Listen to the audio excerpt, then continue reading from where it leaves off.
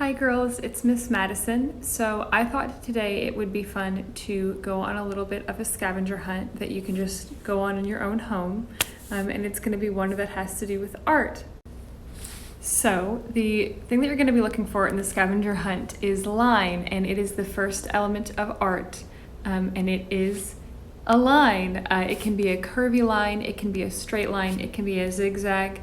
Anything that connects from one point to another point is a line.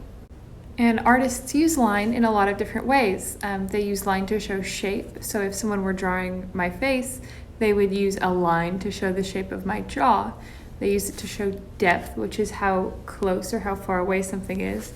If I'm drawing my hand like this, tips of my fingers are a lot closer than the back of my hand. So an artist would use line to show depth.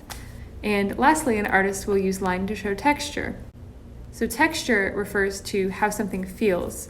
And it's true that you can't maybe run your hands over a drawing and feel the texture, but they can imply the texture. This is called implied texture. So for example, when you look at the wall behind me, the implied texture is rough. It looks like it would be rough to the touch. And if I, run my hand over it, it's obviously rough to the touch, so its implied texture is its actual texture. So artists will use line to imply texture even though the actual texture of the paper is really smooth. So for our scavenger hunt, you're going to find 3 different objects in your house, or outside if you want to go outside for this. So the first object is what you're going to use to imply shape. So let's say, for example, I picked my Powerade bottle. I'm going to try to draw the Powerade bottle and use the line to just imply the shape of the bottle. Next, you're going to want to imply texture. So you're going to find something in your house. Let's say I use this mask, which would actually be a little bit difficult, but let's say I use this mask. I would want to draw it and use a line to imply the texture of it.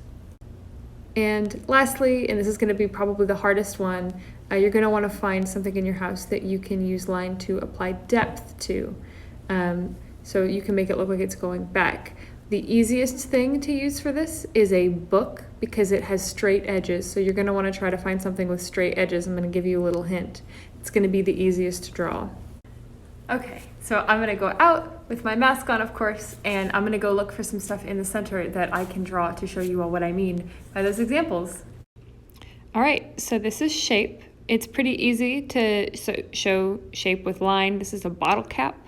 It's a little bit lopsided, but that's okay. Everybody's drawing is going to be a little bit different.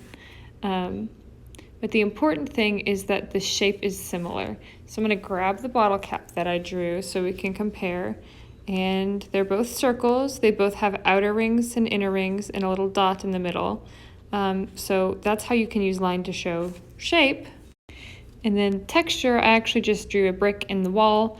And with texture, it can be hard to show it with just line because we're used to showing it with shading, which is where you either press really dark or really light on your pencil. Like, you go from dark to light, that's when you shade something to draw in the shadows. But if you're just using line, it can be hard to show texture.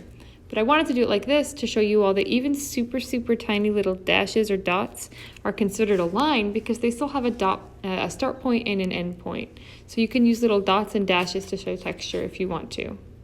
And last, we have the hardest one to show, which is depth. So I drew a Post-it note for this one, didn't like it, so I drew it again. What's really important about depth is that you pay attention to where the lines are heading. So let me grab an object that I can use as an example for you. So we're actually going to talk a little bit more about depth because it can be really hard to understand, especially if you're just starting to draw. So we're going to use my wallet as an example. So here's how to think when you're trying to show depth through line.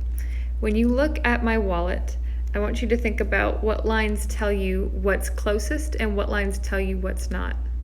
It might be helpful to think about it if I were drawing an arrow pointing towards me, how would I draw the arrow using this object? So if I were drawing an arrow, I would start at the back here and I would point it forward to show that it's pointing towards you all. And then I would copy that for this one. But all in all, this is meant to be a fun scavenger hunt. And don't worry too much if you don't like your drawing or if you don't think it shows what you were trying to do. It just means you have to practice more and get better at it. If you did make something, I want to see it. I want to see what you picked for shape, I want to see what you picked for texture, and I want to see what you picked for depth. And just to take it one step further, I want you to take a second and consider what careers this might be useful in that aren't art. So I can tell you for sure that architecture, which is the people that design buildings, have to use line to convey a lot, especially depth.